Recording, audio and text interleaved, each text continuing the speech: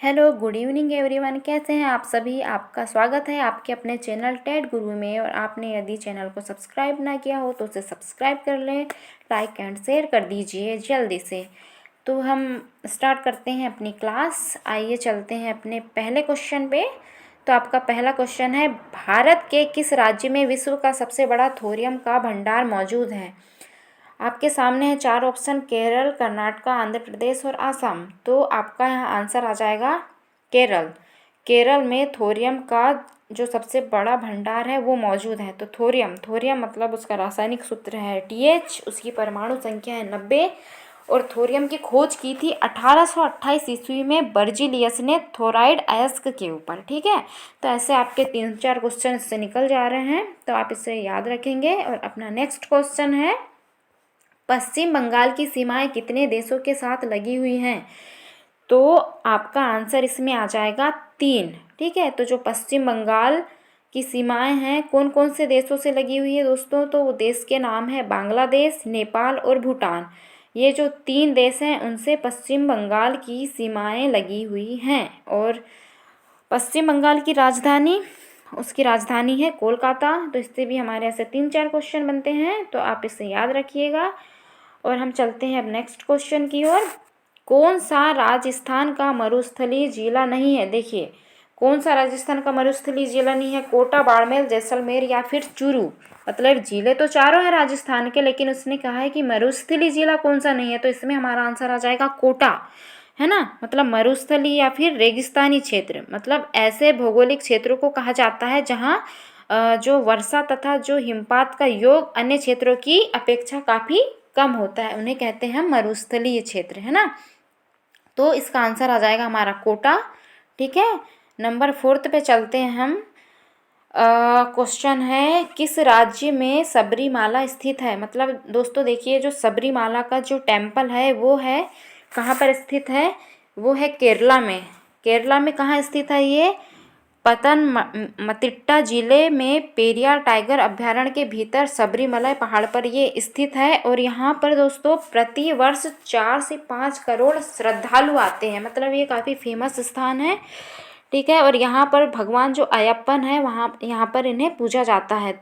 और अयप्पन के और भी नाम है, इन्हें और भी नामों से जाना जाता है, जैसे शास्ता, मणिकांता, अयप्पा आदि नाम से भी इन्हें जाना जाता है। ठीक है, नेक्स्ट क्वेश्चन इज नंबर 5 है, भारत में किस राज्य की सबसे लंबी तटरेखा है। तो ये दोस्तों, ये तो आप सभी को पता होगा कि भारत में जो गुजरात है, गुजरात राज्य की जो सबसे लंबी तटरेखा है वो गुजरात में है। और इसकी जो लंबाई है, तटीय लंबाई है 1214 किलोमीटर। ठीक है, हमारा अगला क्वेश्चन है 6वां, भारत में जैव विविधता की दृष्टि से धनी स्थान है।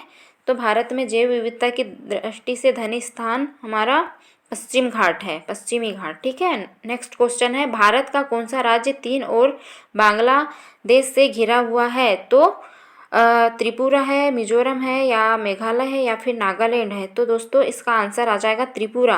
त्रिपुरा जो है बांग्लादेश त्रिपुरा को उत्तर, दक्षिण तथा पश्चिम ओर से घेरे हुई है। तो ये आप इससे याद रखिएगा। ठीक है, क्वेश्चन नंबर अगला है हमारा 8। तो ये क्या कह रहा है दोस्तों, यहाँ पे है, भारत में चंदन की लकड़ी के लिए प्रसिद्ध राज्य आसाम है, केरल है, कर्नाटक है या फिर पश्चिम बंगाल है। तो इसमें जो आंसर आपका आएगा C, कर्नाटक है दोस्तों, जहाँ पर चंदन की लकड़ियाँ जो कर्नाटक है वो चंदन की लकड़ियों के लिए प्रसिद्ध है। ठीक है, अगला क्वेश्चन है, सिंह, जिराफ, बाइसन जैसे जो जानवर हैं वह कहाँ पाए जाते हैं। पर्णपाती वन में या घास स्थल पर या मरुभूमि में या शंकु वृक्षी भूमि में। तो देखिए दोस्तों, पर्णपाती वन किन्हें कहेंगे। पर्णपाती ऐसे वनों को कहते हैं जो पतझड़ी हों, जहाँ पर जो वर्षा का स्तर 90 सेंटीमीटर से 200 सेंटीमीटर के बीच होता है। और ऐसे पौधों को कहा जाता है जो अपने पत्ते किसी भी समय में किसी भी मौसम में गिरा देते हैं, वो पर्णपाती वन मतलब उन्हें कहा जाता है। ठीक है, तो और जो घास स्थल है जहाँ पर घास का प्रभुत्व अधिक होता है। और मरुभूमि किन्हें कहेंगे, मरुभूमि जहाँ कोई वृक्ष या वनस्पति नहीं उगती। ठीक है, और शंकु वृक्षीय वन, जिनके जो वन जो शंकु के आकार के दिखाई देते हैं उन्हें शंकु वृक्षीय वन कहा जाता है। तो इसमें जो आंसर आएगा वो हमारा आएगा घास स्थल, मतलब सिंह, जिराफ, बाइसन जैसे जानवर घास स्थल वन में मुख्यतः पाए जाते हैं। ठीक है। अगला क्वेश्चन है हमारा, राष्ट्रीय वन अनुसंधान संस्थान कहाँ पर है? तो ये है दोस्तों मसूरी में, या फिर नई दिल्ली, या फिर नागपुर, या फिर देहरादून। तो इसका आंसर आ जाएगा देहरादून। ठीक है, देहरादून में स्थित है ये। और नेक्स्ट क्वेश्चन इज, भूमध्य रेखा के निकट किस तरह के वन पाए जाते हैं? तो बताएं दोस्तों, भूमध्य रेखा के निकट किस तरह के पतझड़ी वन, शंकुधारी वन, या घास स्थल, या फिर उष्णकटिबंधीय वन पाए जाते हैं? तो यहाँ पर उष्णकटिबंधीय वन पाए जाते हैं दोस्तों। ठीक है। हमारा नेक्स्ट क्वेश्चन है, पारिस्थितिक संतुलन बनाए रखने के लिए भारत में वन क्षेत्र कितने अनुपात में होना चाहिए? तो इसका अनुपात होना चाहिए दोस्तों, आपका आंसर आ जाएगा 33.3%। ठीक है, 33.3% पर इसका अनुपात होना चाहिए।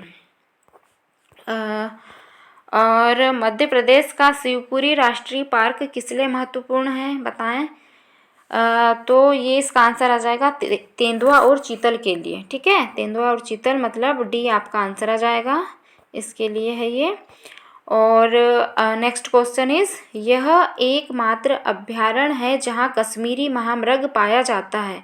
तो दोस्तों ये काफ़ी दुर्लभ है जहाँ पर कश्मीरी महामृग पाया जाता है। तो ये जो दाचीग्राम है, दाचीग्राम मतलब दाचीग्राम में, ये दाचीग्राम दोस्तों राष्ट्रीय उद्यान है। इसकी स्थापना 1981 में हुई थी। और दाचीग्राम कहाँ पर है? जम्मू और कश्मीर के उच्च शीतोष्ण कटिबंध में स्थित है। तो आप इसे थोड़ा स्पेशली रूप से याद रखें। ठीक है, ये काफ़ी इंपॉर्टेंट क्वेश्चन है, आप इसे याद रखेंगे। हमारा नेक्स्ट क्वेश्चन है, कुक्कुटी वन्य पशु विहार किस राज्य में स्थित है?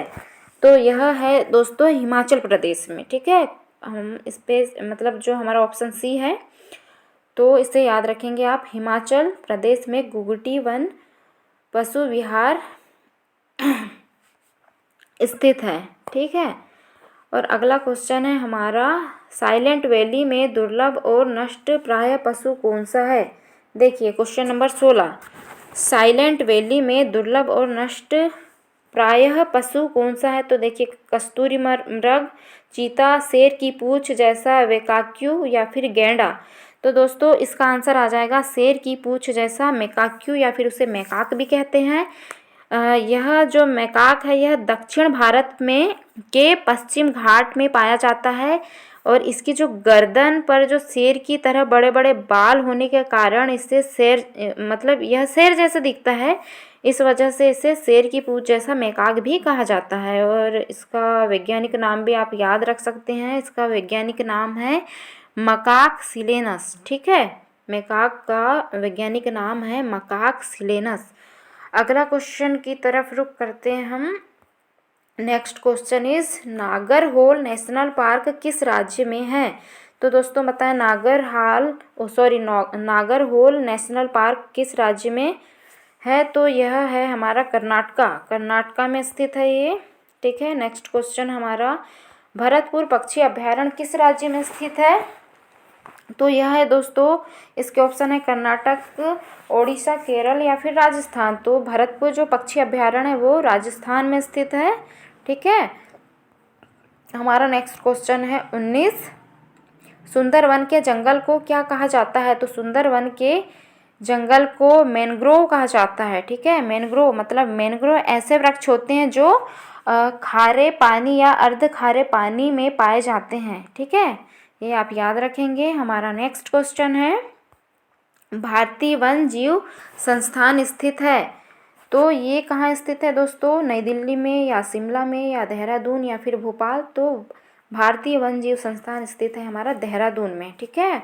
नेक्स्ट क्वेश्चन इज, स्वच्छ जल समुदाय में लैंटिक आवास का उदाहरण क्या है? लैंटिक आवास का उदाहरण है तालाब और दलदल। ठीक है, तालाब और दलदल इसका उदाहरण है। अगला क्वेश्चन की तरफ चलेंगे हम, गंगा डेल्टा के मैंग्रोव वनों को क्या कहा जाता है? तो आई थिंक ये तो आप सभी को पता होगा कि गंगा डेल्टा के मैंग्रोव वनों को हम सुंदरवन के नाम से जानते हैं। ठीक है। हमारा नेक्स्ट क्वेश्चन है 23, भारत में सबसे अधिक कौन सी मिट्टी पाई जाती है? तो भारत में सबसे अधिक जो है जलोढ़ मिट्टी पाई जाती है दोस्तों। ठीक है, तो आपका आंसर हो जाएगा सी, जलोढ़ मिट्टी।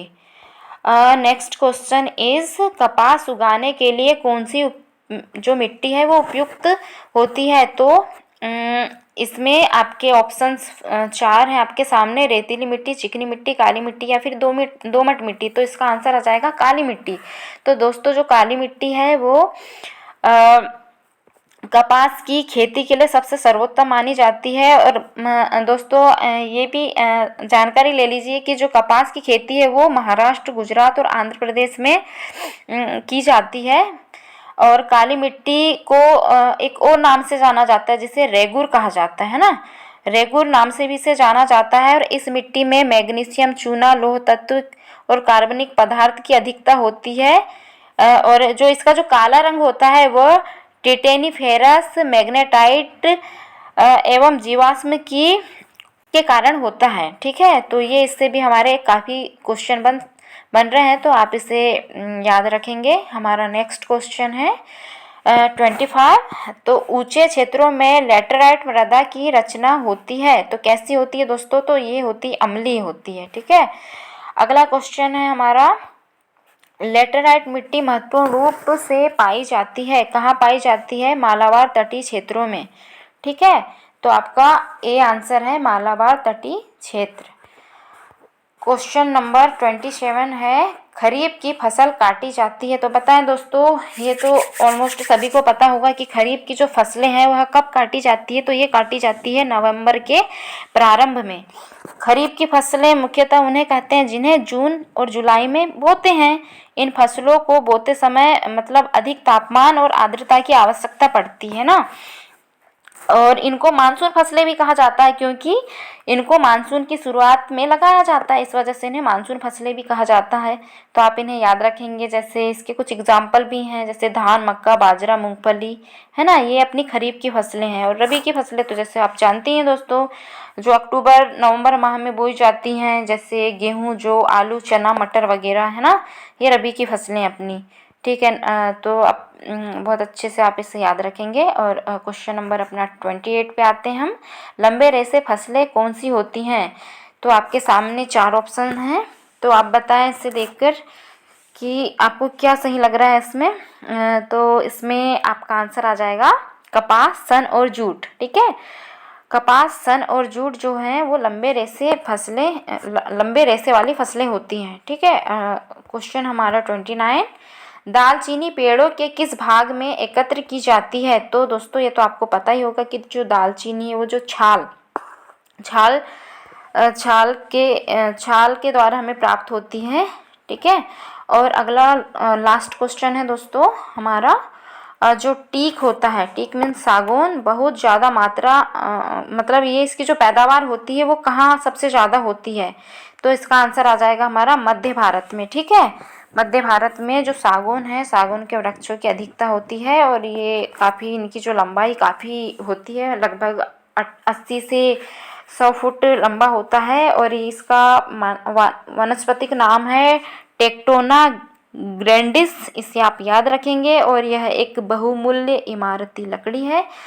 सो गाइस, ये आपके 30 क्वेश्चन हैं जो आपके सामने हमने कंप्लीट कराए हैं। तो आप इन्हें अच्छे से रीड कीजिए और इन्हें पढ़िए, और बहुत अच्छे से आप इन्हें ध्यान से पढ़िए। ठीक है, तो उसी के साथ हम मिलते हैं नेक्स्ट क्लास में। Okay, take care all of you.